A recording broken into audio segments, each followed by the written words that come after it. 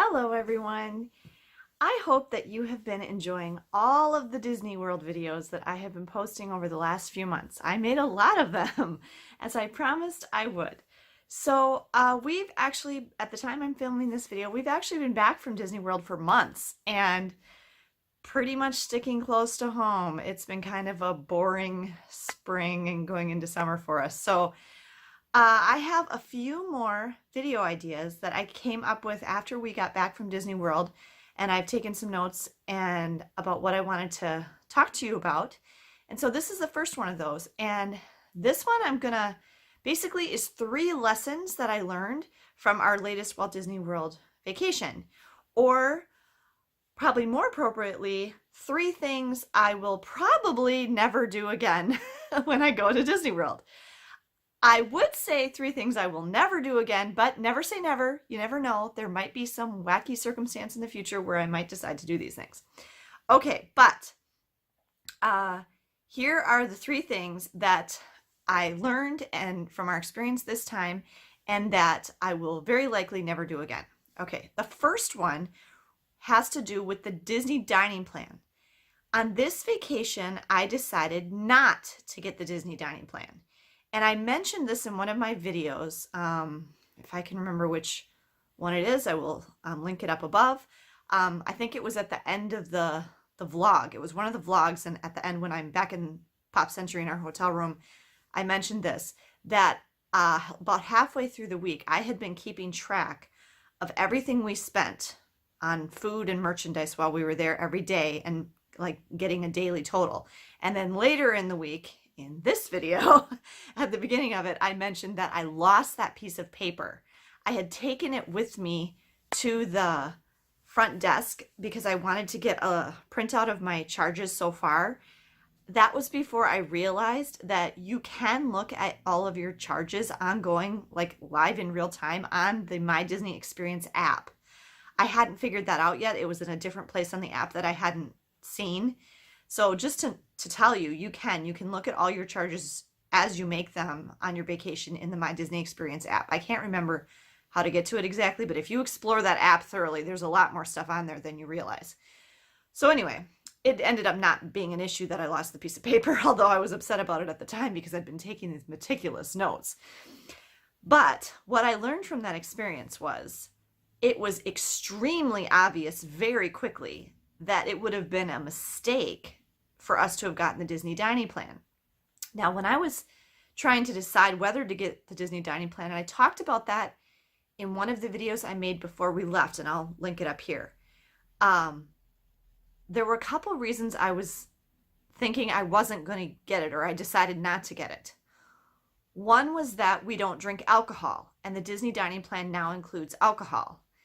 The other reason was that even though we're not actually strict vegetarians, we tend to eat mostly like vegetarians. We really just don't like meat. I can't stand handling raw meat, so I don't ever cook meat. And like we don't have any meat in the house. So, and when we go out to eat, I mean, you know, once in a while, you'll see in the video, sometimes I order, I did tend to go with like fish. I would get shrimp a few times in the vlogs, you'll see that, or in the dining reviews.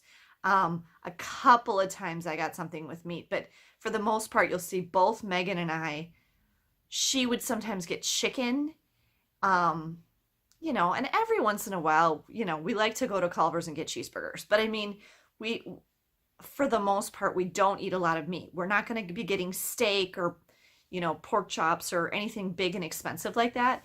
And so if you're not buying very expensive dishes, the Disney dining plan may not be worth it. Okay, so at the time we went to Walt Disney World in March of 2019, the Disney dining plan was, I believe, $78. The regular one, the one in the middle, which is what we would have gotten if we had gotten it, was $78 per person per night. So I knew, I think that came to $234 a day. I think that's right. $234 a day. I gotta double check my math. I think that's right. For the 3 of us, if we spent less than that, without the Disney dining plan, I knew that I had made a good decision in not getting the Disney dining plan. And it definitely was. We never spent that much, not once. The most expensive day we had for food was on the day we spent in Future World in Epcot. I'll link that blog up here if I have space. And the only reason that day I remember we spent, it was over 200. We might have gone over the 234 that day. I can't remember, but we bought, I don't know. That was because that was the day we ate at Garden Grill. I'll put the Garden Grill review for sure up here. Garden Grill is a character meal, and character meals are very expensive, which I talk about in that vlog from that day. And I'm going to be making a future video coming up about why I've decided I don't want to go to character meals anymore. So watch for that. And because that meal was so expensive, I remember that meal with the tip was $195 or $199. So right there was a huge chunk of that money. That day was the only day that we either came close or went over that what it would have been if we'd used the dining plan. But every other day, when I looked at just food, I only spent between $120 and $150 a day for food. And we were definitely not sitting there going, oh, I better not get that. It's too expensive. Oh, what's the cheapest? We did not do that at all. We ordered what we wanted to order. We got what we wanted to get. We got plenty of snacks. We basically kind of ate one table service and one quick service meal a day. We didn't ever eat breakfast, buy breakfast. We took, and I've done this on my last 2 Walt Disney World trips, we took a couple boxes of bars, like breakfast bars, with us, and we had those in the hotel room, and we just ate those every morning. That's what we did on this trip, and that's what we did on the last trip.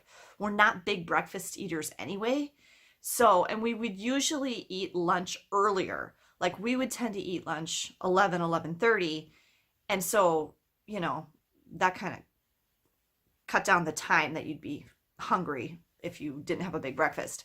That's one of the tips that people always tell you is try to eat really early or really late, and not those typical meal times like don't eat, you know, noon to 1, don't eat between, you know, 5 and 6 or whatever, you know. So if you can eat a little earlier or a little later, you're going to avoid crowds at dining establishments. So anyway, that's what we did for breakfast every day. That kind of goes to one of the videos I talked about on saving quick and easy ways to save money on your vacations. I'll put that one up here if I still have any room for these. Otherwise, I'll link it in the description below. Is to get a hotel with free breakfast. Now, which is what we always do when we're staying in any other hotel anyplace else. None of the Disney World resorts offer free breakfast. So they're trying to get you to buy breakfast someplace else and get more money. But, and maybe they just don't want to mess with it. I don't know. But, so that's how we've solved that problem is we bring our own food with us and have it in the room and just eat our breakfast in the room or as we're walking to the bus or whatever. So in any case, I definitely spent significantly less with the 3 of us, not ordering any alcohol because none of us drank. I think we always got dessert. I can't think of a single meal we had that we didn't get dessert. And so, you know, even with getting what we wanted, ordering what we wanted, the way we eat, we always bought a beverage. I can't think of any meal where we just got water, maybe once or twice. I mean, I think we always did, like at the table service restaurants, they always did give us water, but I think we also got something else too. So we spent between $120 and $150 per day. So that kind of tells you, oh, here's 2 other advantages that we definitely discovered why I wouldn't want to get the dining plan in the future because of the way we ate. One was Ben is 11. The kid's definition of a child for the purposes of eating at Disney and for the Disney dining plan is only through age 9. It's actually 3 through 9. Under 3, they eat for free, which basically means they get to eat off your plate or they're expecting that you brought baby food for them or something. They're not actually feeding them for free, but they're expecting that they're not going to eat any of the Disney food, basically. 3 to 9 is considered the age for child meals, and which is really kind of dumb because I know a lot of kids that are 10, 11, even 12 or 13 who still don't want or have the appetite for what's on the regular adult menu. And in a lot of the table service restaurants, what you'll find is they don't like the stuff that's on the adult menu, or it's way too much food for them. I mean, one of the conclusions we came to on this trip is that everywhere in Disney, they give you way too much food for everyone. The portion sizes are huge. And so, I mean, maybe not so bad at some of the counter service restaurants, but at even some of the treats, one of the reviews we did was on treats from Storybook Treats. Even those were too big for us to eat. So another way you can really save money on food at Disney is share, because so much stuff is so big, there's no way one person could eat it. And not, at least we couldn't. So for Ben being 11, he didn't like or didn't want to eat as much food as what was on the adult menu. So I think, if I remember right, every time we went to a table service restaurant, he ordered off the kids' menu. But if he had been on the dining plan, he couldn't do that, because you can always order a kid's meal from a counter service restaurant, because you're not all standing in the line getting the food at the counter service restaurant. I mean, in most cases, I had the kids go get the table and then I went and got the food. So they don't know who's with you. But you could always order a kid's meal, you know, even for yourself if you want to, for an adult, at a counter service restaurant. But at a table service restaurant, if you have the Disney dining plan, they're only going to let you order a kid's meal if you are 3 to 9. Otherwise, they're expecting those kids who are 10, 11, 12, whatever, are going to be ordering off the adult menu. Well, a lot of those kids don't want the food off the adult menu. It's too much food for them, or it's food that they don't like. So in, I think, pretty much every case, I think Ben ordered off the kids' menu in the table service restaurants, and that was what was good for him. You know, so if we had had the Disney dining plan, he would not have been able to do that. Another thing that I noticed is there were quite a few times where, I don't think I ever did it, although I can see myself doing this, Megan actually ordered an appetizer or a small plate for her meal, because she's, you know, she's thin and doesn't have that huge of an appetite all the time. And so she doesn't want these massively huge portions that they bring you. Or she just liked the food that was better on the appetizer menu. You cannot get appetizers with the Disney dining plan. It's not included. You might get them with the deluxe Disney dining plan, but that's really expensive. So, and that's basically like you could get a table service for breakfast, lunch, and dinner every day and a bunch of snacks. So nobody's going to eat that much food, folks. So anyway, that worked really well for her to be able to order appetizers for her meal as her entree. And if we'd had the Disney dining plan, she couldn't have done that. So for all those reasons, I don't think we'll ever get the Disney dining plan again. I can't think of any reason why it would make sense. Even if we go again and Andrew goes with us and there's the 4 of us, he might eat some more expensive things sometimes, but we're still not going to get alcohol probably. And I don't know that Andrew would either. And so I really think it's more cost effective for our family to not get the Disney dining plan. I mean, so let's figure that out. Say I spent, we'll just go on the high end. Say I spent $150. Let me do the math quick and I'll come back to you. Okay, I'm back. So sure enough, I just did the math. It was $234 a day if we had gotten the dining plan is what it would have cost us, which over the course of the 8 days would have been $1,800 something. I just did it. Now I forgot.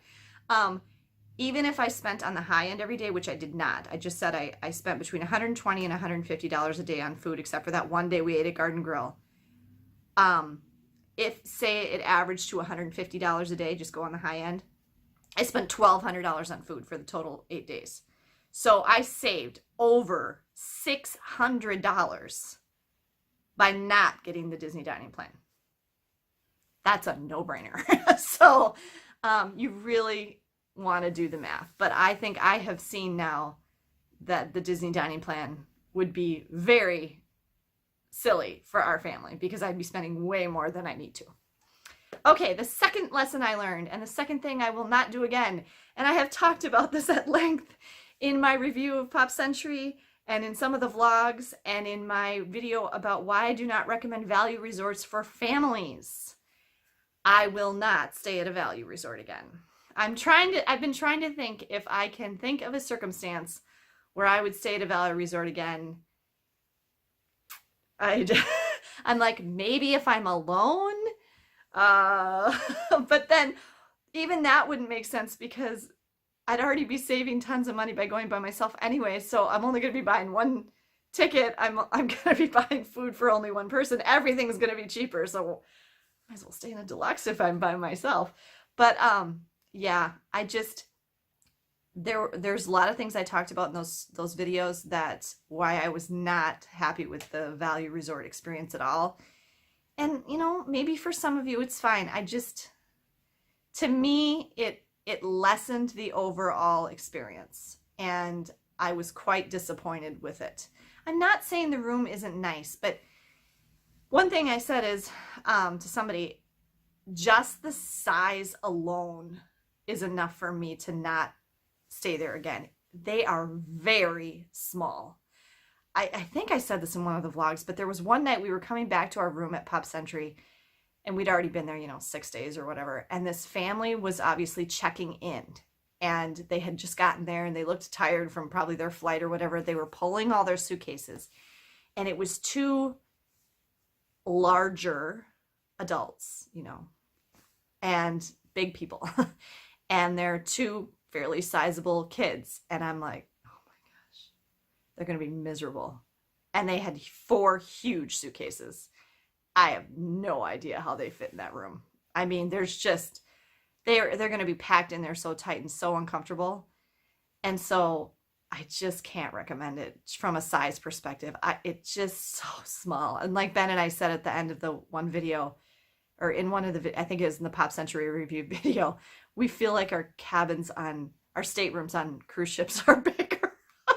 And in many cases, they are actually more square footage. So on Disney, it's pretty close. So yeah, we're not going to stay in a value resort. And then there was a lot of other reasons I talked about in those 2 videos that you can look back on those videos. It's my the truth about Pop Century and why I don't recommend value resorts for families. And then even at the end of some of the vlogs, I mentioned some other things too that we noticed.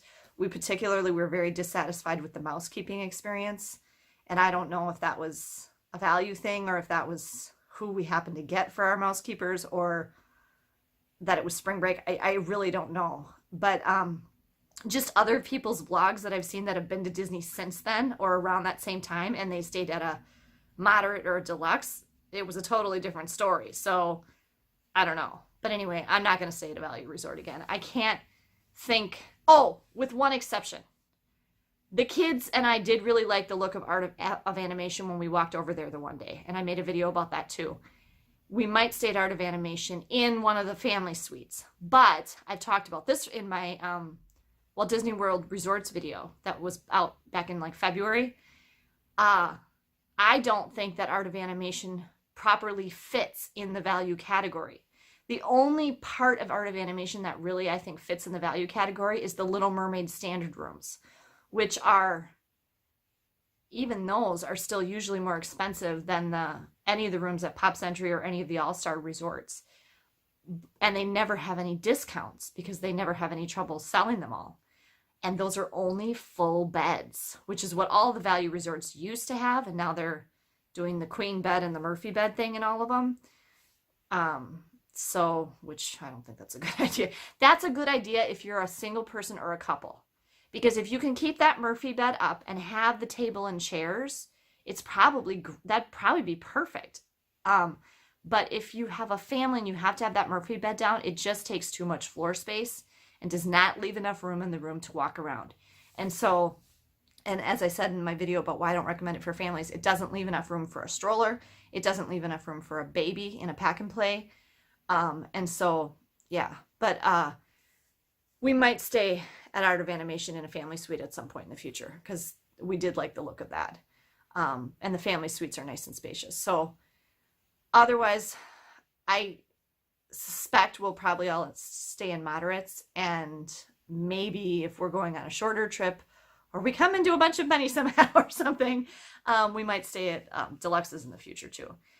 Okay, third lesson that I learned from this latest Walt Disney World trip, and thing I will hopefully never do again, although this is proving to be increasingly challenging, is go when the crowd calendar is red. Okay, now I talked in one of my videos a long time ago, it's probably almost a year ago or more now, that we don't go to Disney when the crowd calendar is red. We broke that rule for this last trip because one of my other rules was we don't miss school. This past school year has not been the greatest school year. It was not a great school year for me professionally. If I haven't by the time this video is published, I am hoping to get a new job and never teach again.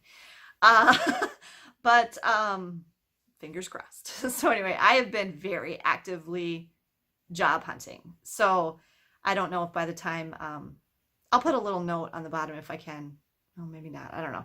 I'll keep you guys posted, but I'm hoping I will have a new job by the time this video is published. But anyway, my kids said, not my oldest son who's done with college now, I think his year was fine and dandy. He went to Italy for a month. He was great.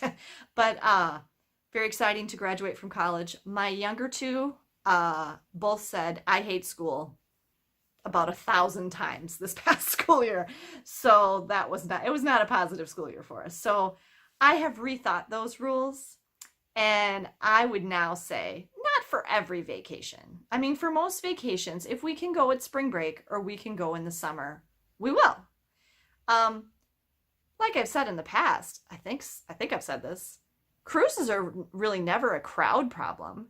They might book up early for spring break or summer, but the thing I like about cruise ships, they have a maximum capacity.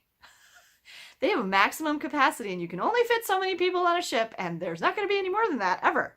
So that's kind of a nice thing about cruise ships. And there's a lot of other destinations where you can find less busy times to go. You can find less busy times to go to most major cities in the world. You can find less busy times to go to national parks. Every place has a shoulder and an off season other than Disney, apparently. It was so crowded. I've never seen it that crowded in my life. And I do know it was not as crowded as it has the ability to be. I do know that, they didn't close the parks to capacity while we were there. It can be even worse than what it was when we were there. However, this was the worst I had ever personally experienced, probably. If you go back to that July 1980 or 81 trip I took when I was a kid, that was extremely crowded, but it was only Magic Kingdom, so it's hard to say. I'd have to go back and see if they have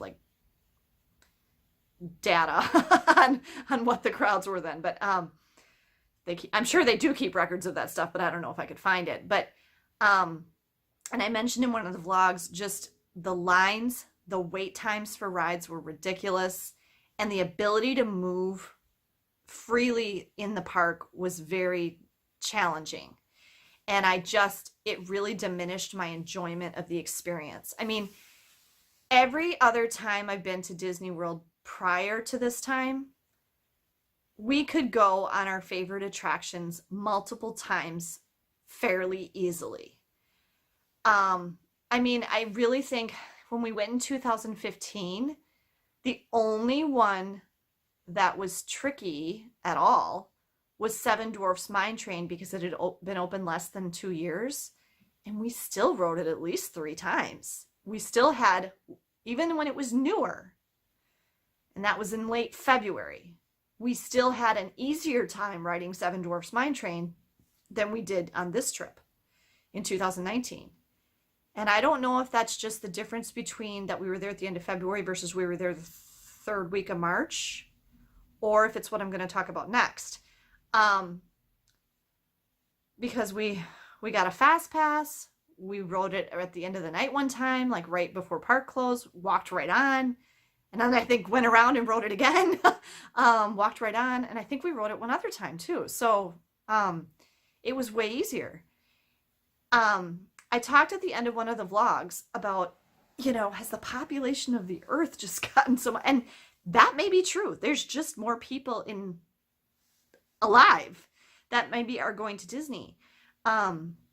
But something that I noticed, because I was trying to figure out if this was just a time of the year trend or if crowds at Disney World have just gone up overall. And I think it's the latter. I think that crowds at Disney have gotten substantially larger in the last few years and apparently is going to keep happening. And the reason that I know that is because I can remember when I would look at the crowd calendars, and the one that I really like is Undercover Tourist, where I bought my tickets from this time. Undercover Tourist has a nice color-coded crowd calendar. There's lots of crowd calendars, and they're saying now that you can't really go by crowd calendars anymore, and now I see why.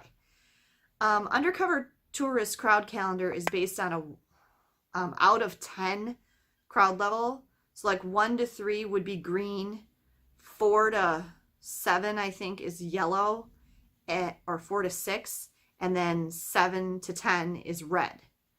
And the whole time we were there on this last trip was red. And I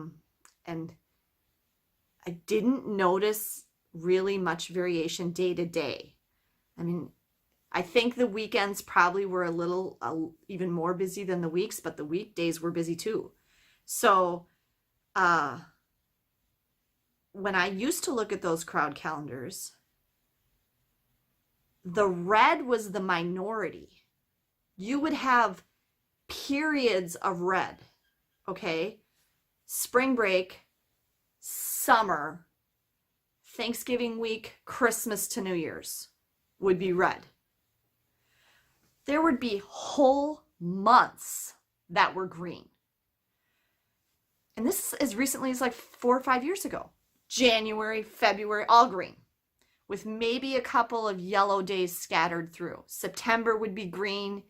There'd be lots of green to choose from.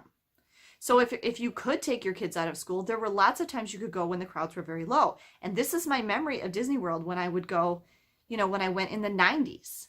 And even when we went even as recently as 2009, it was totally different. There weren't any people. I mean, there were people, but it wasn't like when we went now. And when I look, and then the majority of the year was yellow.